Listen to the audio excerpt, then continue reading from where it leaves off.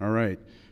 Good afternoon, everyone, and thank you for joining us in this for this incredible day at Northwestern.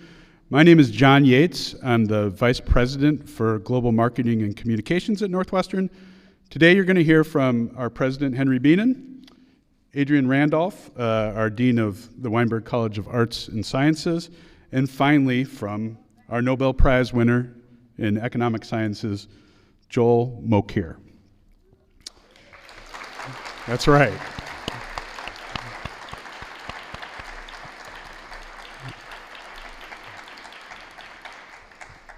After brief comments, Professor Mokyr will then take some questions from the media in attendance, and we also have some questions that media who could not attend but are watching on the live stream submitted in advance. So I'll be asking him those questions as well. So I think we'll just get this started. I'm going to first welcome up President Bienen to say a couple words. So President Henry Bienen, you want to join us up here?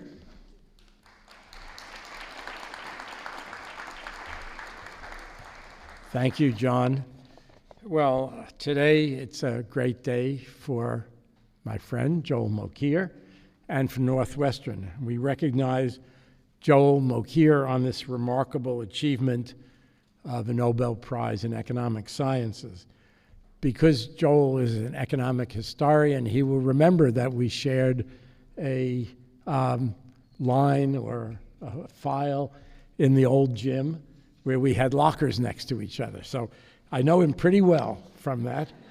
But seriously speaking, Joel, on behalf of Northwestern's faculty, staff, students, alumni, and friends across the globe, we congratulate you. And we thank you for demonstrating this university's greatness on the world stage. And I congratulate all your colleagues in economics and in history. At Northwestern, we often talk about interdisciplinary work as a cornerstone of our strength. And Professor Mokyr reflects that strength with the research that brings together economics, history, science, and technology. Northwestern is one of the world's most preeminent universities precisely because of our brilliant faculty, like Professor Mokyr. And they push the boundaries of research in their quest to improve the human experience.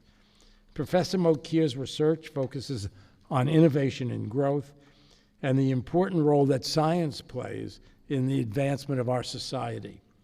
Importantly, his research also highlights the need for society to be open to change.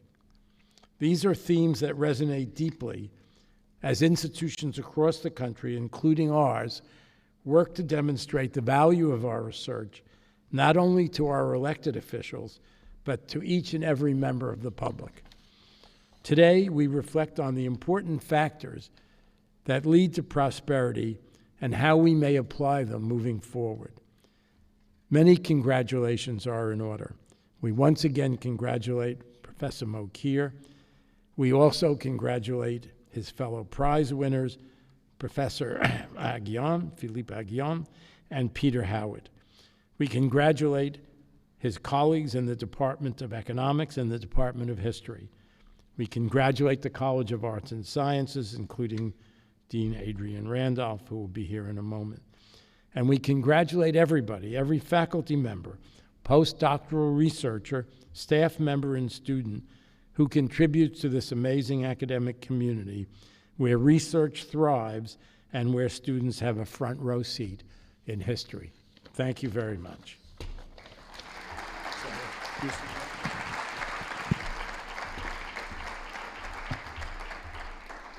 Hello, I'm Adrian Randolph, Dean of Weinberg College of Arts and Sciences, and for those of us fortunate enough to know Joel Mokyr, we know what a gem he is. And I hope many more will find out about him in the days to come, owing to this extraordinary recognition. Joel is a remarkable scholar, teacher, and human. It really is gratifying to see him named Nobel Prize winner in Economic Sciences in 2025. It is fully deserved. Joel arrived, as I'm sure you can read, but I'll just recap, at Northwestern in 1974 and quickly rose through the ranks and was named in 1994 the Robert H. Strotz Professor. He's a proud member of both our top-ranked economics department and our top-ranked history department. He is, moreover, co-director of the Center for Economic History. He is the author of scores of books. I can't possibly name them all, but to give you a taste of the range of his topics that he covers, his books, here are a sampling: Industrialization in the Low Countries, Economics of the Industrial Revolution, The Lever of Riches, Technological Creativity and Economic Progress, The Gifts of Athena, Historical Origins of the Knowledge Economy, and A Culture of Growth, Origins of the Modern Economy. Prolific and influential, Mokyr, his ideas have circulated globally. Comfortable in the worlds of Renaissance humanism and in the early modern Republic of Letters in the 15th and 16th century, in the scientific revolutions of the 17th century, and in the sometimes hot-headed debates of the Enlightenment and Romanticism, the 18th and 19th centuries, Mokyr mingles a deep commitment to intellectual history with the histories of science, technology, and markets associated with the long industrial revolution.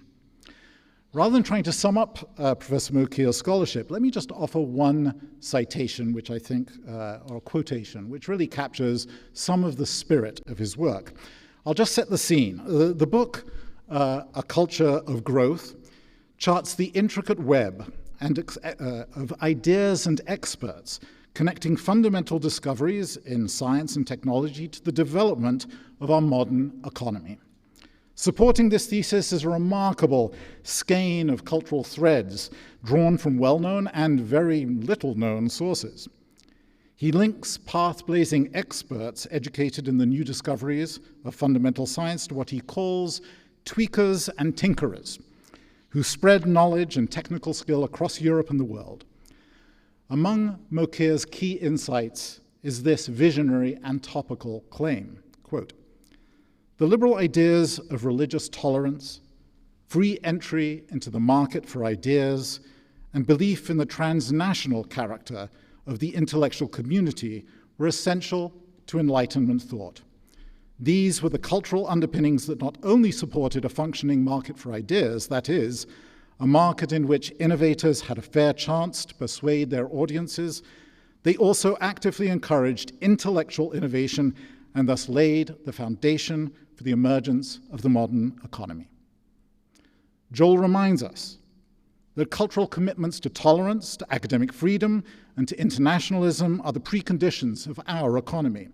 These values are upheld within institutions like our university, which depends on pluralism and rationality, are the building blocks for many of the advances that stream through successful markets and societies. And these values are worth underscoring as we celebrate today our colleague and friend, Joel Mokyr. Joel.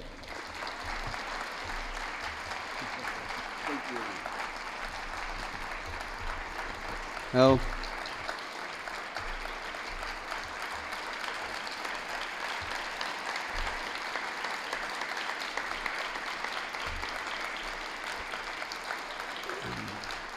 as you might all imagine, I'm still a little bit dazed by, what transpired today.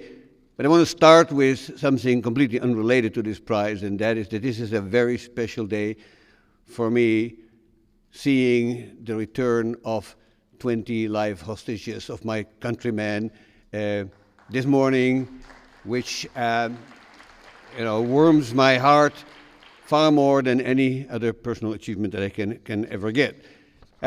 So it was this morning when I got up early and I dashed off to my laptop to check whether these hostages had been returned.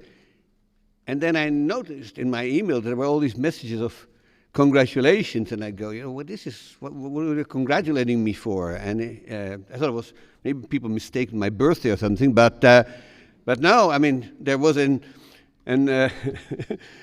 missed call with a country code of 42, which is Sweden, and then all of a sudden something started to dawn on me. Still trying to digest this. It'll probably take, a couple of weeks. So, as Henry and Adrian said, I'm an economic historian. I've been an economic historian at Northwestern for 51 years now. I'm starting my 52nd, still going strong. And I have been a proud member of two of not just the university's most distinguished departments, but the world's most distinguished departments, the economics department and the history department, of which I'm in both of them a full citizen. Being in those two departments is quite interesting, in part because the two cultures are essentially non-overlapping, and in history and in Harris Hall, it's a very different world than when you're in the Kellogg building. Different language, different people, but they share a commitment to scholarship and to teaching second to none. And I've been very proud to be a member of both of those departments. Although, as I said, it does lead to some interesting situations. I think there was a time when I was simultaneously the most left-wing member of the economics department and the most right-wing member of the history department, which is still possible. So having been here for, as I said, over 50 years, of course, both departments changed over time. Many colleagues left and passed on, and new colleagues joined. But I think the commitment to scholarship and to true intellectual activity has remained constant over time, and if anything, has improved. And one of the joys of my life here has been not just those books that Henry talked about, you write them because what else is there to do, but training graduate students. And over these years, I have a large number of brilliant graduate students in economics and in history, and many of them today, I'm proud to say, occupy positions in some of the best universities in the country. Some of them have their own students, and these students have their students. So I have actually intellectual great-grandchildren, which is kind of a bit of an awesome feeling. And some of my students, former students, actually are retiring. So the news for you, Adrian, is no way I'm going to go retire. Okay, so no, don't worry. Even if my students are retiring, not me. All right, so I'm not going to talk a lot about economic history here because, it will get boring and technical, but I do want to make 1 or 2 points that I think are worth thinking about. In 1994, the Nobel Committee awarded for the first time a Nobel Prize to two economic historians, Robert Vogel and Douglas North. I still remember very well the morning when the news came. I had a graduate student at Washington University where Doug taught, and he called me and said, "Joel, did you hear that Vogel and North won the Nobel Prize?" And I had tears in my eyes of excitement, because this was us. This was us, the tribe of economic historians, being recognized by the economics profession in a way that we didn't really feel possible. Since then, more economic historians have received the Nobel Prize, although somehow the Nobel Committee managed to dress it up as if it was for something else. So Claudia Golden at Harvard got it for her work on gender economics. But of course, Claudia is a 100% economic historian. She and I came on the scene almost at the same time. So slightly younger are the people who got it last year, Daron Acemoglu and Jim Robinson, both of whom got it for work they did in economic history. Also, if you knew Daron Acemoglu, you realize he's active in another 12 fields in economics. But that's what they got the prize for. So I want to cite two things that I learned from those Nobel Prize winners and explore its meaning just for a second. Bob Vogel said to me once, Joel, economics must deal with economic history. He says, for economics to work without economic history is like an evolutionary biologist without paleontology. And if you don't have paleontology, you just miss 99.5% of all the species that ever walked this earth. And so I teach economic history in some sense, keeping that in mind, that we can observe in the past economic systems, economic societies, economic interactions that we don't have anymore. Some of them just as well, formal slave markets, feudalism, a whole bunch of other sort of things that have disappeared from this earth, and we're not sorry about to leave. But if we don't study those, okay, we're really missing a great deal of what economics can teach us. And so that's what I spend my life doing. Doug, who was a very close personal friend, once said to me, and went along, Doug was Mr. Institutions. He talked about, whatever it was that he was thinking about, institutions always somehow came up. And he said to me once, and I'll keep citing that line because it's really meaningful. He said, Joel, there's a good reason why we economic historians speak of technological progress, but institutional change. And he said, the reason is very simple. Technology really, by and large, advances and has an upward trend in large parts because it's cumulative, right? So we know what the people before us knew, but they don't know what we know. So we always know more, and so our technology is getting better. One could argue with that on the fringes, but as a first approximation, it's not bad. But institutions, he says, there's no such trend. There is no way that we can show that they get better over time. They do go up, they do go down. I mean, there's periods in which institutions all over the world were getting remarkably worse, particularly the interwar period in the 20th century, say, and they get better in the years after 1945, and then again after maybe 1989-90, but it has subsequently, they will come down again, and it seems that there's some evidence to show that that's what's happening today. That's, I think, an extremely important lesson from economic history, because as technology gives us more power over nature and more ways, to achieve our goals and to harness the forces of nature to our goals, if the institutions are bad, and by institutions, North meant, and I think most of us mean, essentially the rules of the game in economics and in politics.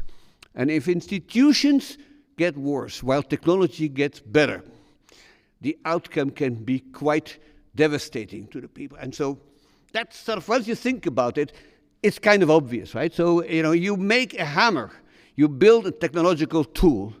It can be used to build a home, and it can be used to bash, Abel and Cain's heads in. That's, I think, something that's true across the board for technological change throughout the ages. Gunpowder can be used to fight wars, and it can be used to build tunnels. And I think the same is true for the things that are on the horizon today, including artificial intelligence, genetic engineering, and so on and so forth. So I'm an optimist, and I've always been an optimist, as my colleague Bob Gordon, who's been here since I've been, and we've had many interesting conversations about this. So, but I think we should always keep in mind that technology can be abused, but that by and large it is still true. That if you had to choose a year in human history in which you wanted to be born, I would choose 1925, because I still think that our capability of creating techniques that make our lives better, more comfortable, longer, reduce disease, reduce mortality, keeps us cool in the summer and warm in the winter, and make sure that we eat well, that those techniques will continue to improve. And insofar that things go wrong, and unfortunately there are still famines in this world, and there's still people not getting an education, it is not the fault of technology. It is the fault of our institutions that haven't been getting better. Now there is, before I quit this, there's something I do want to point out, and that is there is a literature today that basically says, we really should stop innovation. Growth is bad. This whole anti-growth thing, all it's, it's done, it's brought misery on this world. My late colleague in the history department, a brilliant historian called David Jurafsky, whom I love dearly, But David once yelled at me and says, what is all this talk about technological progress? It's not getting better, you know. Life in cities was terrible, you know. People were, the cities were dirty and smoky, you know. And, you know, my point is, David, and I said this to him, David, you want one number to show you how things are getting better. Look at infant mortality statistics and see how much better our life is than it was 100 years ago, 200 years ago. Now, that said, the human race faces two of the greatest challenges that it has ever faced. And these things have no real precedent. So history is not a very good guide here.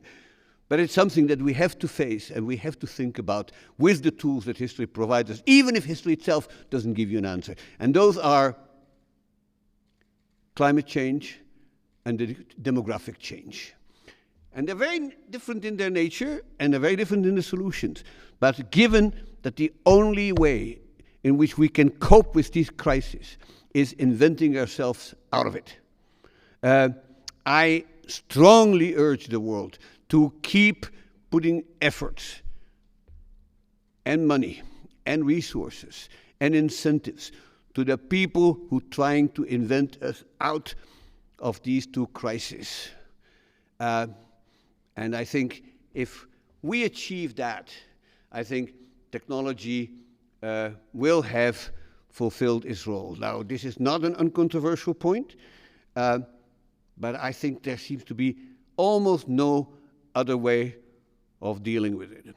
And so I wanted to say, seeing everybody here and the many emails that I've gotten, I have, as we call it in economics, have enough warm glow to contribute marginally to climate change. Thank you very much.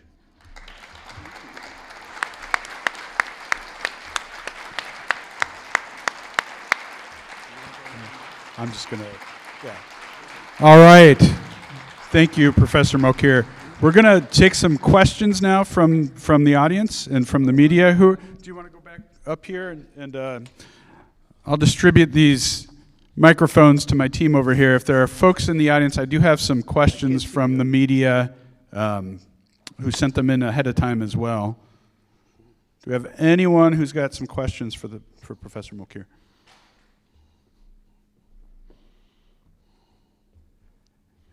Nobody? If not, then I will read from the questions that were submitted ahead of time. All right, we'll try a couple of these real quick. All right, so the first question comes from, I'm just going to sit over here so we're closer together. The first question comes from an outlet in South Korea called eDaily. And the question is, South Korea has experienced rapid technological advancement and industrial growth, yet faces slowing productivity and structural rigidity.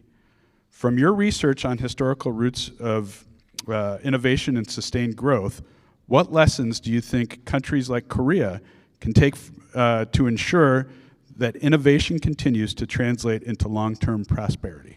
Yeah, I must say, I find it slightly ironic that this question comes to me from South Korea, because in my lecture about institutions, I always contrast, as it's almost inevitable, South Korea with North Korea to exemplify the fact that if you have reasonably good institutions, you do a heck of a lot better than if you have lousy institutions, as they do in Pyongyang. I mean, that seems kind of obvious, and I think Acemoglu and Robinson made this point, and everybody makes this point.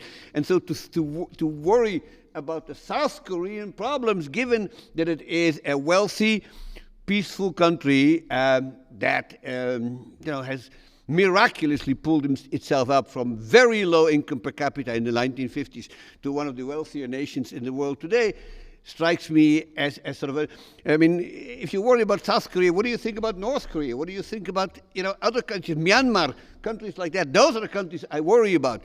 South Korea should continue to do what it has been doing all these times. It should make sure its borders are open, that it is tapped into the best practice technologies of this world, and they should have more babies. That, I think, is the one concern that's causing, some kind of stagnation in South Korea. I think they have one of the lowest birth rates on this planet.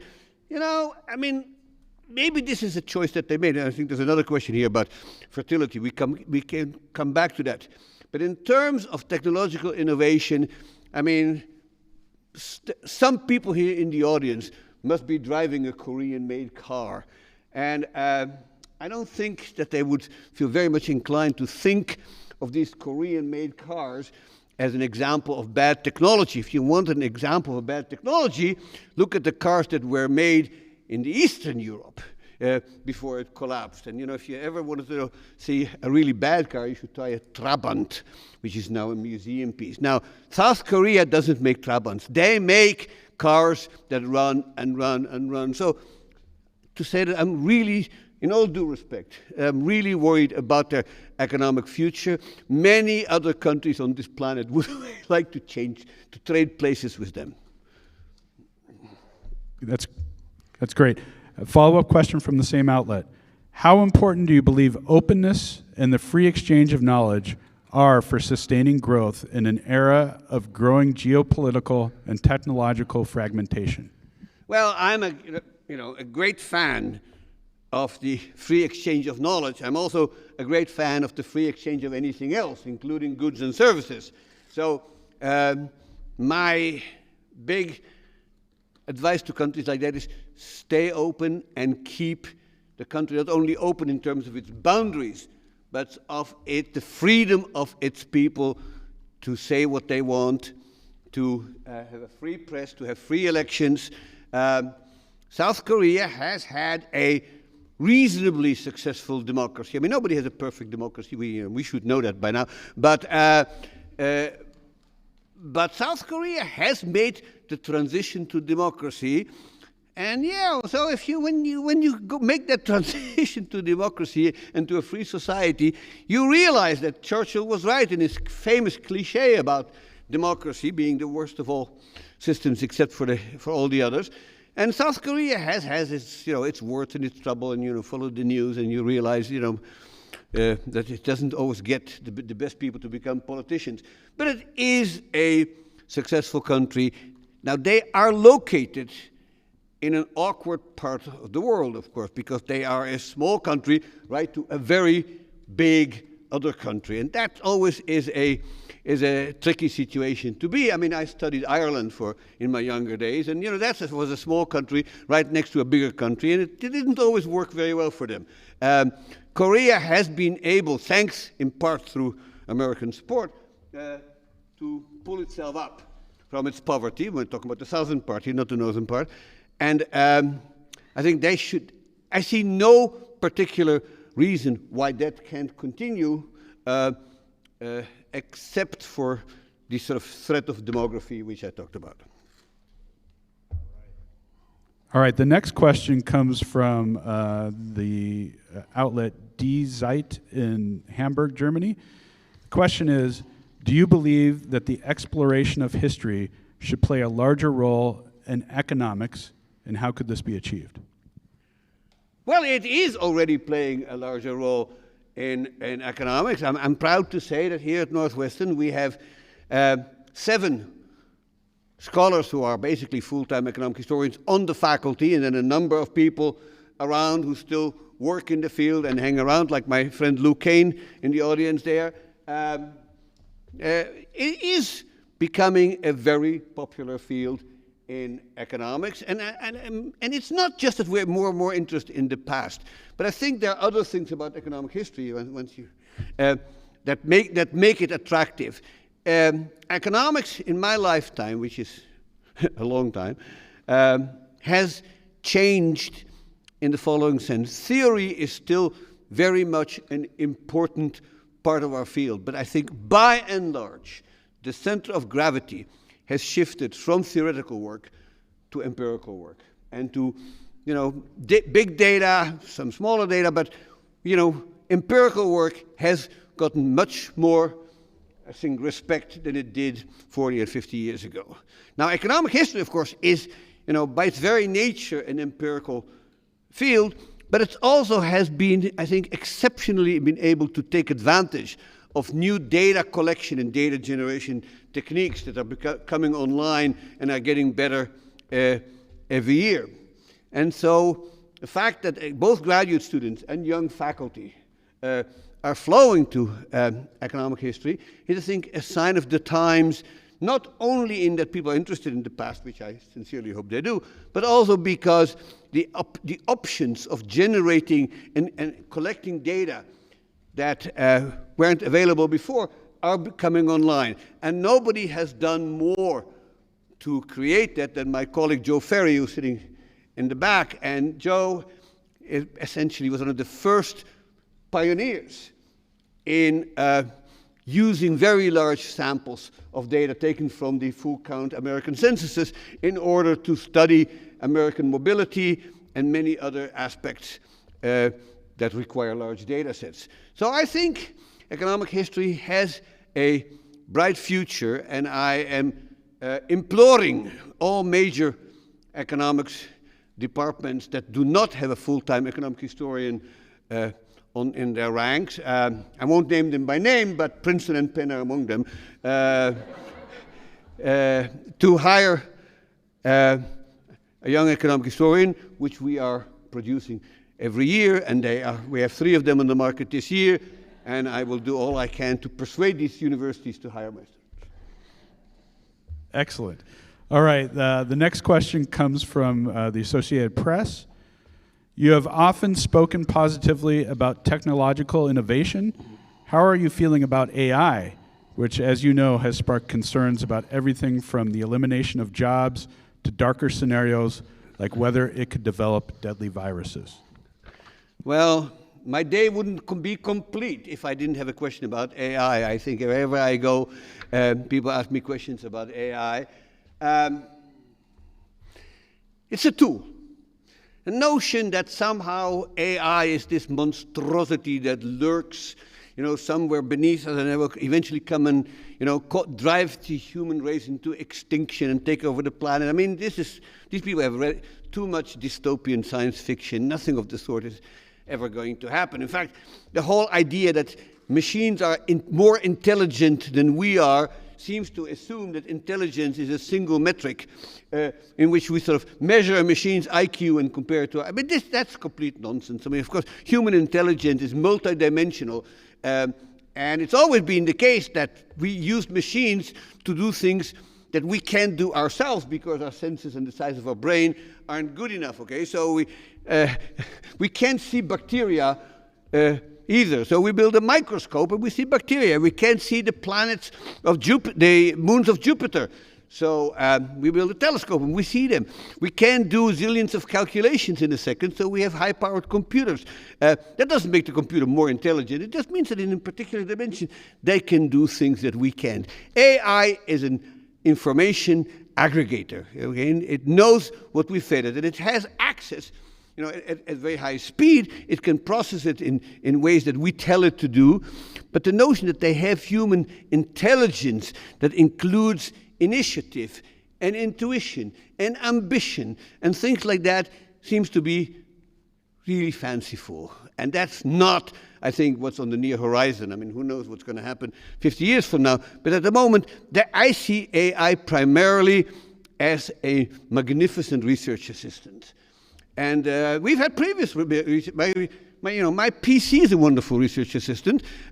For many people doing research, we have other new tools that have come online, much more powerful microscopes, lasers, all kinds of things that we use to do research. And one lesson that you could take away from the scientific revolution of the 17th century is that science advances when the tools that are at the disposal of researchers are getting better. And that's basically Galileo and his telescope and Hooke and his microscope coming up with new insight because they had better tools.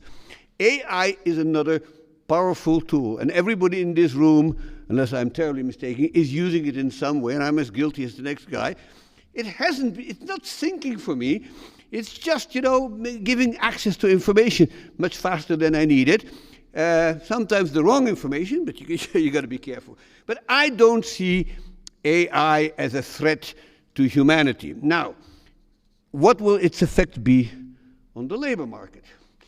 And there's 200 years of history in which people have been predicting that machines would kick us all out of a job and turn us into this sort of reserve army of the unemployed, as Marx famously called it.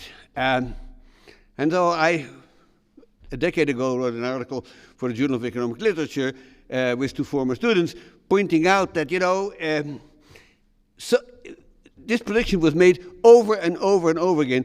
There's actually very few instances of long-term technological unemployment in which people are being thrown out of work and that they're just sitting there, dazed on the streets without ever having a job. It is true, of course, that as technology advances, some occupations and some tasks become mechanized. And usually these people find other jobs. Now, there's friction there, and for some people this may be difficult. But I'll give you one example of my own experience here at Northwestern that will illustrate this. When I came here in 1974, I was assigned a secretary. And what the secretary did was basically type. So I would give her a manuscript, and she would type it up, and then I would fix it, and she would put, these white out and these sort of white tapes in which she corrected it. And then we would go through 4 or 5 iterations of like that. And by the time we were done, it was a total mess, but it was typed, and you could send it to a journal. And then one day, word processing came around. And, we were told, the secretaries will do no more typing. You could do your own typing. And so, fine. So what happened to the secretaries? And it turns out the secretaries, instead of becoming typists, became organizers. They run things. They talk to students. And I'll tell you, a world in which the professors type and the secretaries talk to students is better for the professors, for the secretaries, and for the students. And so, in a way, we have about as many secretaries in economics now as we had at the time, but I would never even imagine to ask one of them to do any of my typing. Instead, they run things for us. They organize things for us. My sense is that probably much more interesting and challenging for them. I think that kind of phenomenon is true across the labor force. The machines don't replace us. They move us to more interesting, more challenging work. And as AI moves us up to take these jobs over, people will move to even higher jobs. So it's worth pointing out, perhaps, and this is an argument made in great detail by last year's Nobel Prize winner, Daron Acemoglu. He said, technological change not only replaces people, it creates new tasks. And I told him, we were talking about this paper, I said, my grandmother, in 1910 was to be told that her great-grandchildren would be video game programmers and cybersecurity experts. She wouldn't have the foggiest idea what we're talking about. What kind of jobs are these? And I think just as that was the case, I think it's true today. We cannot imagine the new tasks and jobs that will be necessary to fill for people in the future. But for just to make the final point, as I see it, the main concern about the labor market is not technological unemployment, it's labor scarcity.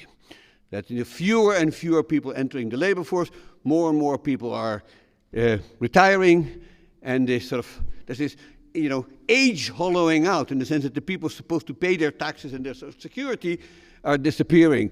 And the people who receive Social Security, such as myself, their numbers are multiplying. So for that, you need some kind of mechanism that will do the work.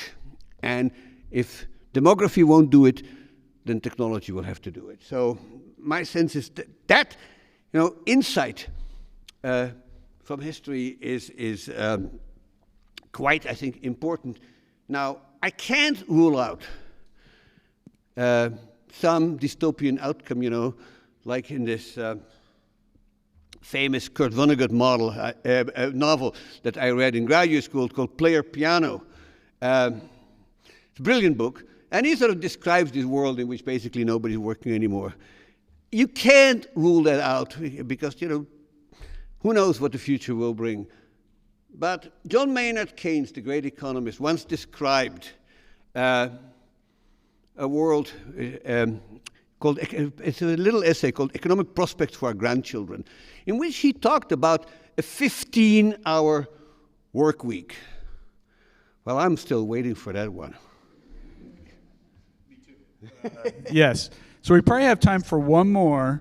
If there's anyone in the crowd, I do have another one on my phone, which I left over on the other seat. So I'm going to get that. Well, offer one more opportunity for anyone who's here. Okay, we do have one.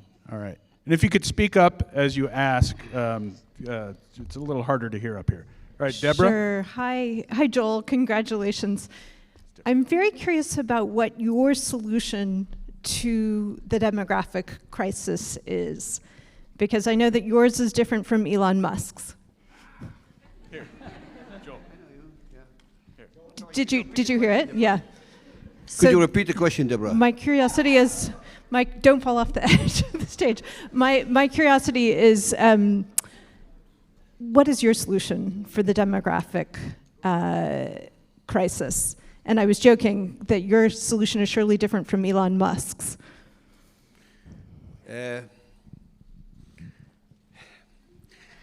Deborah, In other words, let me just put a point. I was told by the authorities in my residence not to stay away from politics as much as I can. And I already said to somebody who interviewed me on the phone today that when I heard Richard Nixon resign, I thought I would never imagine a worse president possible. And I've had second thoughts about that one. But that's as far as I'll say about politics. But look, I mean, there is, I think, a concern, which is not new either, because we've seen the same thing, in the Gilded Age, that, extraordinarily rich people will have undue influence on the political process. And that is the nature of a democratic capitalist country. Oh, no. I'm asking about the demographic crisis, and how you conceive of the solution to the demographic crisis. Well, the solution to the demographics, that's a really tough one, because this is not a matter of policy. It's a matter of individual decision makers who have decided to have smaller families and who are capable of controlling their fertility. It is not an American phenomenon, it's a worldwide phenomenon. And so I know there is a movement called natalism, which is trying to encourage people to have more babies. And I'm not actually persuaded as an economist that actually will make us better off. If it is, assuming that the decisions are being made by people with good control over their fertility, I can't see why I, as a policymaker or anybody else, should think of a society in which the average family size is one child rather than 3 or 4. Why that would be a worse society? Remember, the world has grown enormously demographically since 1945. In 1950, we had about half the population we have now. Wasn't all that terrible. In fact, everybody was really scared about some kind of Malthusian explosion of population. So if we're going to go from 8 billion to 6 billion, will the planet really get worse? I mean, it's hard to think so. I don't think we'll ever get to a stage in which demographic behavior will lead us to extinction. But I do, this is a debate I'm having with some fairly learned colleagues who are worried about that. I know of no theory in economics that says what is the optimal population of the world, or even the optimal population of any specific country.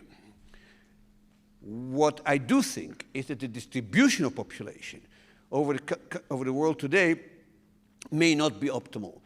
And that the fact that you should really allow people across the world to move if they want to move. The notion that somehow the United States is full or Canada is full is risible, right? I mean, countries aren't full. I lived in Israel for years. It's very crowded. People manage. There's bigger traffic jams, but then so what? I was born in the Netherlands, even more crowded. Okay. And then you can go and live in a country which is very large and underpopulated. Does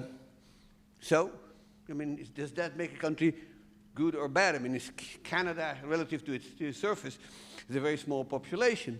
Doesn't seem to have affected quality of life in Canada. So I don't actually think that the demographic problem is an existential one. Where it gets to be existential is that in the transition from a larger to a smaller population, the age distribution changes. And when the age distribution changes, you may have a problem of the actuarial nature of the social security system, which is what every country is facing. And I just heard today on the radio that Macron's biggest achievement was to raise the age of retirement in France, which they are now trying to undo. But that is the kind of change that we can adjustment that we can make when the population changes and when there's too many old guys around and too few people working. That, I think, is a fair criticism. But I must say, a world that has half the population that it is today doesn't scare me. Watch out for this right here. Oh, yeah. All right, I think I'm going to bring Dean Randolph back up here for a quick toast, if that's all right. Yeah. All right. Can I invite Jeff Ely, Chair of the Department of Economics, and Kevin Boyle, Chair of the Department of History, and Margalit, I don't know where she is, up to the stage. And we will have a toast.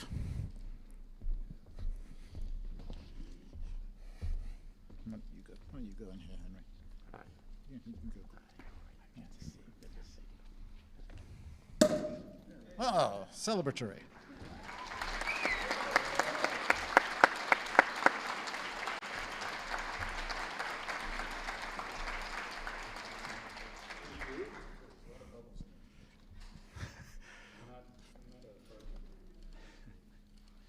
Come on in.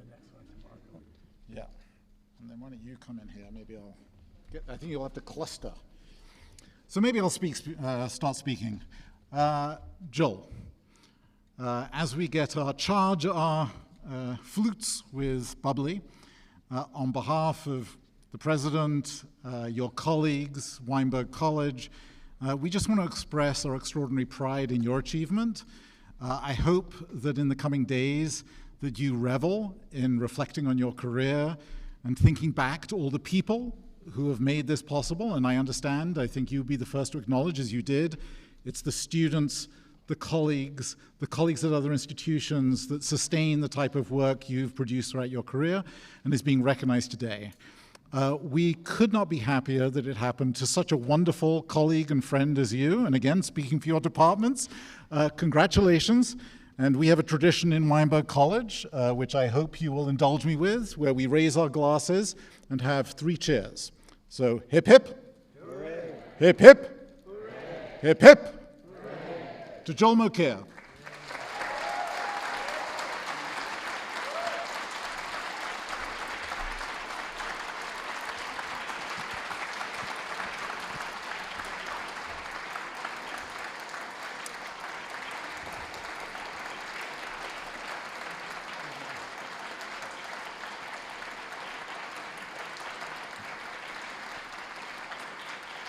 So thank you all for coming. With that, that is the end of the formal ceremony. Thank you very much.